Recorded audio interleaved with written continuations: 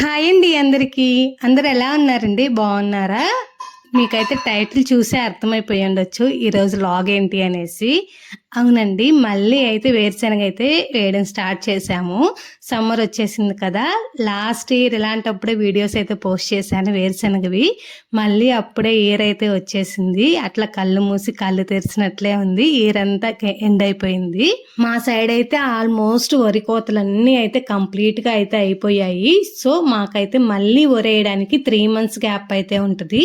ఆ 3 months గ్యాప్లో ఖాళీగా ఉండడం ఎందుకని చెప్పేసి అమ్మ వాళ్ళైతే ఈ పని పెట్టుకుంటున్నారు. వేరుశనగ అయితే వేస్తున్నారండి. మరి ఎంతో కాదు, ఒక 5 నుంచి 6 సెంట్లు అంతే, అంతకు మించి ఎక్కువైతే వేయట్లేదు. ఆ పని మీదే అమ్మ వాళ్ళైతే మధ్యాహ్నమే ఎండకే వచ్చేసారు పొలానికి. అదేంటో మనకి 10 నిమిషాలు బయట ఉండాలి అన్న ఎండకి ప్రాణం విలువెల్లాడిపోతాం కదా. వీళ్ళకి అదేంటో చేలో పని ఉంది అంటే ఇంట్లో కాళ్ళు అయితే అస్సలు నిలబడవండి. పొలానికి వద్దామా, పొలంలో పని కంప్లీట్ చేసేసుకుందామా అని చెప్పి అదే దాస్తో అయితే ఉంటారు. మధ్యాహ్నం 1-1:30 కల్లా అయితే భోజనం కంప్లీట్ చేసేసుకొని పొలానికి అయితే వచ్చేసారు. మిట్ట మధ్యాహ్నం కాడ ఎండ ఎలా ఉంటుందో మీకు తెలిసిందేగా, కానీ అది లెక్క చేయకుండా వచ్చి పొలం పని అయితే స్టార్ట్ చేసేసారు. వాళ్ళని అందుకే అండి రైతులు అనేది. కొంచెమే కదా వేరుశనగ వేసేది, మధ్యాహ్నం కాడ ఎందుకు వచ్చి ఉండాలి అని అయితే మీకు ఆలోచన రావచ్చు. వేరుశనగతో పాటు కూడా బర్రెలకి పచ్చిమేత కోసం గడ్డికి గింజలు అయితే చల్లుతున్నారండి, జొన్న గింజలు. సో వాటి కోసం అయితే మొత్తం గొర్రె చల్లుకుంటూ గింజలు అయితే చల్లుతున్నాడు నాన్న. ఆ గింజలు తినడానికి అక్కడ పురుగులు వస్తాయి కదా తోలినప్పుడు, ఆ పురుగులు తినడానికి ఆ కొంగలు అయితే చుట్టూ ఏ కైలో గొర్రె తోలుతున్నాడో ఆ కాయలోనే తిరుగుతూ ఉన్నాయి. అందుకే ఆ కొంగలు అయితే చుట్టూ తిరుగుతున్నాయి. కాకపోతే ట్రాక్టర్ వచ్చే టైంకి తెలివిగా అయితే తప్పించుకుంటున్నాయి. దాని గురించి అయితే వరి అవ్వాల్సిన పని అయితే లేదు.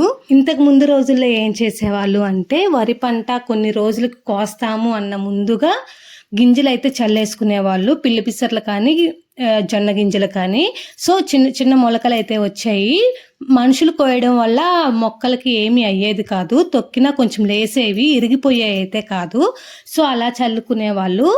ఇప్పుడు ఏమవుతుంది, మిషన్ వల్ల మొక్క మొలిస్తే మిషన్ తొక్కడం వల్ల మొక్క అయితే మొత్తానికి భూమిలోకి అయితే పోతుంది అని చెప్పేసి వరి కోత అయిపోయినాకే వరిగడ్డి కూడా ఇంటికి చేర్చుకున్న తర్వాత ఇలా కొంచెం మళ్ళీ తేమ అయితే పెట్టేసి గొర్రెదోలుకొని గింజలు అయితే చల్లుకుంటున్నామండి మా సైడ్ అయితే. కింద అయితే గింజలు చల్లడం గొర్రెదోలడం అయితే పూర్తిగా అయితే అయిపోయింది. ఇంక పైకి వచ్చేసారు. ఈ ఒక్క కయ్యలోనే ఒక మూలకైతే వేరుశనగ వేస్తున్నారు, మిగతాదంతా మళ్ళీ గేదెలకి మేత కోసమే గింజలు అయితే చల్లుతున్నారు.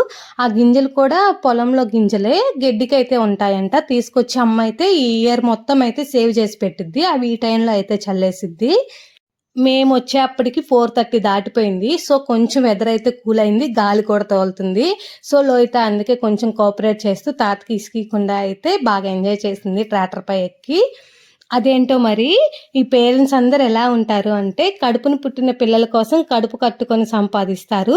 అదే మనోళ్ళు మనవరాల దగ్గర అయితే పిల్లలు అయిపోతారు కదా. సేమ్ అండి, మా ఇంట్లో కూడా మా నాన్న అంతే. మా దగ్గర ఎలా ఉన్నారో ఏంటో ఏమో కానీ పిల్లల దగ్గరికి వచ్చేప్పటికి అయితే, మెయిన్ లోహిత దగ్గరికి వచ్చేప్పటికి అయితే చిన్న పిల్లడైపోతాడండి. మా ఇంట్లో చిన్న పిల్లల్లో లోహిత అనే ఫస్ట్. సో తనకు ఆరాబం, తన అంతా మా నాన్నైతే చిన్న పిల్లల దగ్గర చిన్న పిల్లవాళ్ళలాగే ఉంటారు. ప్రతి ఇంట్లో ఇలానే ఉంటుంది కదా. వేరుశనగ గింజలు అయితే 6 kgs అయితే తీసుకొచ్చామండి. అవి చల్దామని చెప్పేసి నాన్న పక్క గొర్రె అయితే తోలేసి వస్తే అవి అయితే అక్కడ తీసుకెళ్తున్నాము. ట్రాక్టర్ ఎక్కడ వచ్చేసి లోహిత బ్యాగ్ తొక్కేసిద్దాం అని చెప్పేసి ఆ బ్యాగ్ ఎక్కడ వదలలేదండి, పట్టుకొనే ఉంది. అండ్ ఇవి వచ్చేసి నేను చెప్పాను కదా, అమ్మ ఇయర్ మొత్తం పోగు చేసిన గింజలు అని చెప్పేసి గడ్డి గింజలు, అవి ఇవ్వండి. అమ్మ అయితే ఈ పక్క అయితే చల్లేసుకుంటుంది, గొర్రెదోలుతున్నాడు నాన్న ఒకవైపు అయితే, అమ్మ అయితే ఈ పక్క చల్లేసుకోవడానికి అయితే రెడీ అయిపోయింది. అదేంటో మరి లోకల్ అందరు మంచిగానే ఉన్నట్టు ఉంటది, నాకు కేవలం రైతులకే కష్టం అనిపిస్తుంది.